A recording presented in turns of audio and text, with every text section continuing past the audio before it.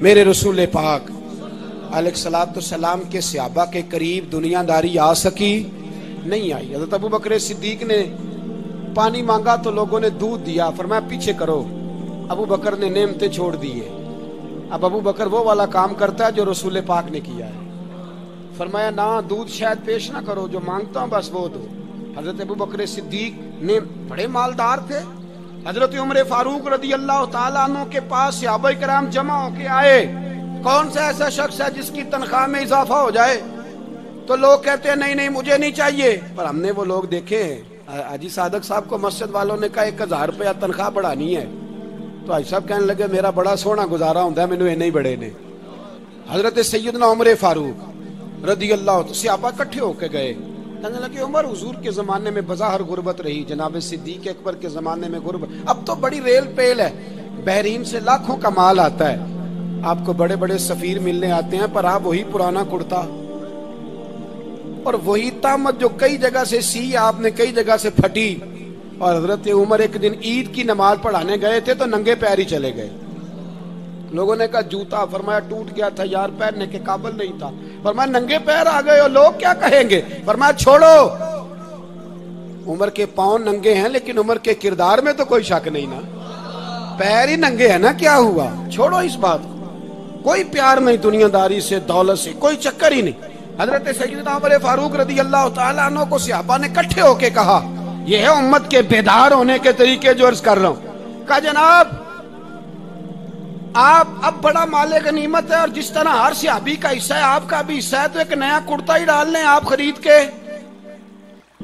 اب جب مشورہ ہو گیا صحابہ میں تو کہنے لگے عمر سے بات کون کرے گا، نیا کرتا پہننے کی عمر سے بات کس کو برا لگتا ہے جی، نیا کرتا کون بات کرے گا؟ حضرت سیدنا علی المرتضیٰ کا انتخاب ہوا، کہنے لگے مولا علی کی بڑی عزت کرتے ہیں، ان سے بڑا پیار کرتے ہیں، ان سے بات کرتے ہیں۔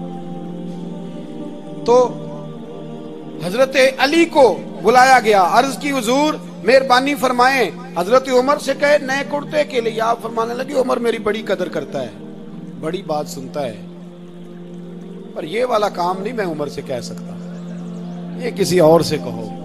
تو کہنے لگے آپ رہنمائی کر دیں کس کو کہیں؟ تو جناب علی المرتضیٰ فرمانے لگے اگر حضرت عائشہ صدیقہ سے کہو گے تو عمر فوراً مان جائے گا، وہ مومنوں کی ماں ہیں۔ صحابہ حضرت عائشہ کے پاس، اماں جی عمر کو بلائیں، ان کو کہیں، بڑے بڑے سفیر آئے ہوتے ہیں وہی پرانے کپڑے پہن کے بیٹھ جاتے ہیں۔ اللہ اکبر، حضرت عائشہ نے پیغام بھیجا، فرمایا عمر کو بلاؤ۔ عمر فاروق دوڑے ہوئے آئے، پردے کے پیچھے حضرت عائشہ کے پاس گھٹنوں کے بل، اماں جی دیر تو نہیں کر آیا میں آنے میں؟ حکم ہو، حضور کے گھر سے پیغام آیا، بڑے بڑے سفیروں کو چھوڑ کے بھاگے۔ حضرت عائشہ صدیقہ کہنے لگی عمر دیکھو جائز پیسے ہوں تو اسلام اچھے لباس سے منع نہیں کرتا، اب بڑا بڑا مال آیا ہے، اب تیرا بھی حصہ ہے، تو صحابہ کرام کی خواہش ہے کہ نیا کرتا پہن لو، بڑے بڑے سفیر آتے ہیں، حرج بھی کوئی نہیں، جائز بھی ہے، کو منع نہیں۔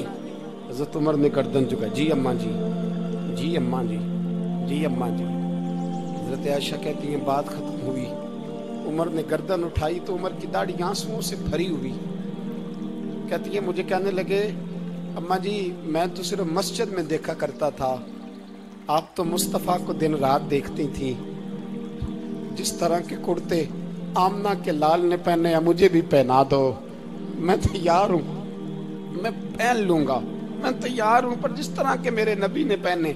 حضرت عائشہ کہتی ہے میں پھوٹ کے روئی، میرا پلو آنسوؤں سے بھر گیا۔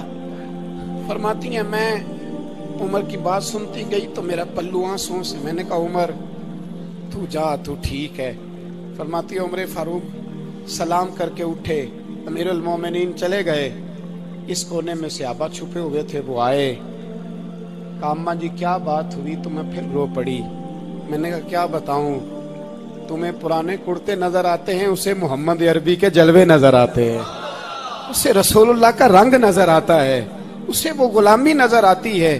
عمر کو دنیا سے پیار، اور دنیا سے پیار نہیں تھا، دعا پتہ کیا تھی؟ یوں جھولی اٹھا کے اللہ مرزقنا شہادتن فی سبیلک وجعل موت فی بلد حبیبک، اللہ عمر کو بسترے والی موت نہ دینا، موت شہادت کی دینا، اور میں میدان میں جا کے نہیں مرنا چاہتا، مجھے رسول اللہ کے شہر میں موت چاہیے، باہر جا کے نہیں، یہی میدان لگے مدینے میں، یہی موت آئے، اسباب بنا، میں مدینہ بھی نہیں چھوڑنا چاہتا۔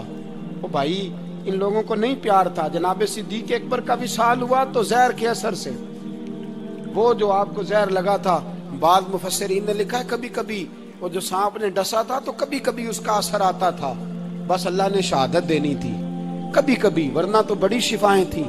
حضرت عمر شہید، حضرت عثمان، جناب علی، امام حسن، امام حسین، علی اکبر، علی اصغر، حضرت عباس، حضرت سعد بن معاذ، حضرت امیر حمزہ، مصعب بن عمیر۔ میرے محبوب نے تو لسٹ بنائی شہیدوں کی، لسٹ بنائی شہیدوں کی، شہادت سے پیار کیا رسول اللہ صلی اللہ علیہ وسلم کے غلاموں نے، پیار کیا شہادت سے، اسی لیے تو کافر اٹھ نہیں سکا کہ شہادت سے حضرت سعد بن معاذ رضی اللہ تعالیٰ عنہ کو زخم لگ گیا، جنگ سے زندہ آ گئے لیکن زخم ہے، رو کے کہنے لگے محبوبہ سارے شہید ہو گئے، میں ایسے ہی رہ گیا۔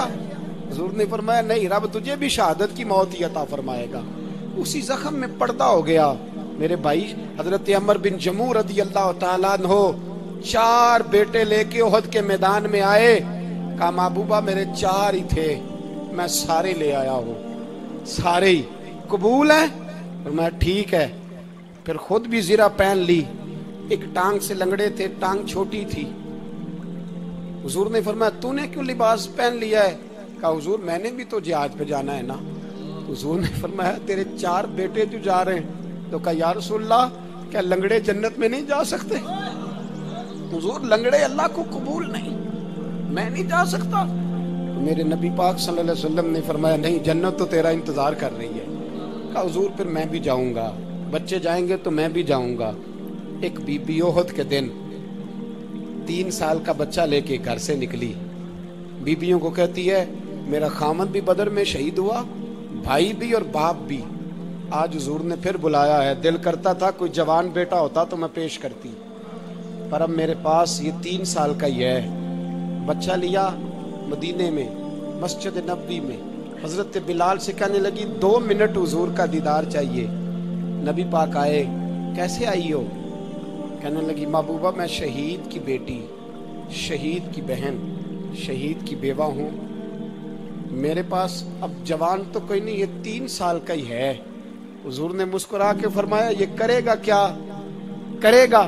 کہنے لگی حضور سنا ہے اسلحہ تھوڑا ہے، ڈھال کی ضرورت ہے، لوہے کی ڈھال ہوتی تھی، جب تلوار آتی تھی تو آگے کی جاتی تھی۔ کہا محبوبہ میرا شہید کی اماں بننے کو بڑا دل کرتا ہے، یہ میرا 3 سال کا لے جاؤ، جب تیر آپ کی طرف آیا تو میرا بیٹا آگے کر دینا، یہ ڈھال کا کام تو دے گا نا۔ ہنستے ہوئے محبوب کی آنکھوں میں آنسو آئے، بچے کو پکڑ کے سینے سے لگایا، ماتھا چوما، فرمایا جا تیرے ساتھ وعدہ ہے، قیامت کے دن تجھے شہید کی اماں کہہ کے ہی پکارا جائے گا، وعدہ ہے تیرے ساتھ تجھے شہید کی۔ میرے بھائی مرنے کو دل ہی نہیں مسلمان۔ میرے نبی پاک صلی اللہ علیہ وسلم نے فرمایا جس کے دل میں کبھی شہادت کی آرزو پیدا نہیں ہوئی، اس کے سینے میں دھڑکنے والا دل مومن کا ہے ہی نہیں، وہ تو منافق ہے جو کبھی دین کے رستے میں شہید ہونے کو۔ میرے بھائیوں دین کو بڑی ضرورت ہے، بڑی ضرورت ہے، بڑی۔ اے خاصان رسول وقت دعا ہے، امت پہ تیری آ کے عجب وقت پڑا ہے، وہ دین جو بڑی شان سے نکلا تھا وطن سے، پردیس میں وہ آج غریب الغربا ہے۔ فریاد ہے اے کشتی امت کے نگہباں، بیڑا یہ تباہی کے قریب آن لگا ہے۔